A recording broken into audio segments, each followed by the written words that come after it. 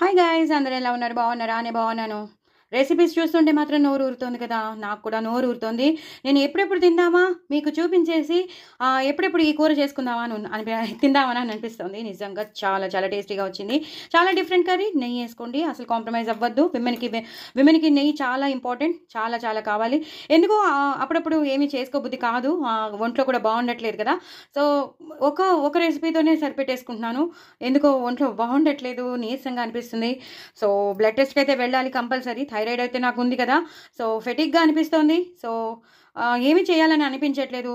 చాలా shoulder pain ఉంది, విపరీతమైన షోల్డర్ పెయిన్ ఉంది. చాలా చాలా ఇబ్బందిగా ఉంది. ఆల్రెడీ నాకు బీపీ కూడా ఉంది.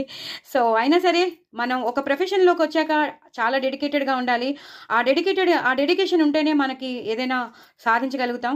సో ఇంకా నేను సాధించలేదు. సో సాధించాలంటే మాత్రం నేను చాలా డెడికేటెడ్గా, చాలా ఫోకస్డ్గా ఉండాలి. కాబట్టి నేను ఒంట్లో బాగాలేకపోయినా ఏదో ఒక రెసిపీ మీకు చేసి నేను మీకు షేర్ చేస్తూనే ఉన్నాను. సో ఇవాళ మాత్రం నేను క్యారెట్, బీన్స్, కొబ్బరి వేసి చేశాను. అందులో మాత్రం నేను ఏం వేసానో చూడాలంటే మాత్రం, ఆ కొబ్బరి మసాలా నేను ఏం వేసానో చూడాలంటే మాత్రం కంపల్సరీ మీరు షార్ట్ వీడియో చూడాల్సిందే. మీకోసం నేను షార్ట్ వీడియోనే పంపిస్తున్నాను, లాంగ్ వీడియో కాదు. సో తప్పకుండా చూడండి. లాంగ్ వీడియోస్ అయినా సరే తప్పకుండా చూడండి, స్కిప్ చేయకుండా చూడండి.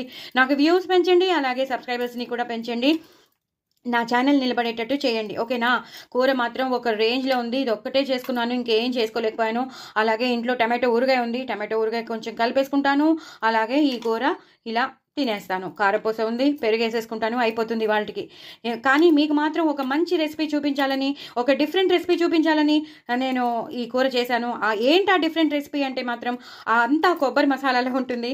ఆ కొబ్బరి మసాలా ఎలా చేశానో మాత్రం మీకు తెలుసుకోవాలంటే కంపల్సరీ మీరు చూడాలి, చేసుకోవాలి. నా కామెంట్ బాక్స్లో పెట్టండి. చాలా చాలా బాగొచ్చింది. మీరు అవి కూడా వదలలేరా, అది కూడా చేసేసారా అని అంటారు మీరు. నిజంగా చెప్తున్నాను, అవును, అది కూడా వదలలేదు, అది కూడా చేసేసాను. సో ఏదైనా యూటిలైజ్ చేయగలదు శ్రీవల్లి టాకీస్లో. సో తప్పకుండా చూడండి, చేసుకోండి. కూర మాత్రం ఒక రేంజ్లో ఉంది. ఎప్పుడు రొటీన్గా కాకుండా ఇలా చేసుకొని చూడండి, అదిరిపోతుంది. అంటే ఎంత అన్నం తింటామో మనకే తెలీదు. అందుకే చాలనుకుని నేను ఈ కూర ఒకటే చాలనుకుని, కానీ ఎందుకో కొంచెం ఒంట్లో బాగాలేదంటున్నాను కదా, కొంచెం ఇలా నంచుకుని తింటే ఇంకా బాగుంటుందని అనుకున్నాను అనమాట. సో నా ఛానల్ మాత్రం సబ్స్క్రైబ్ చేసుకోవడం అసలు మర్చిపోద్దండి. తప్పకుండా చూడండి, నా కామెంట్ బాక్స్లో పెట్టండి.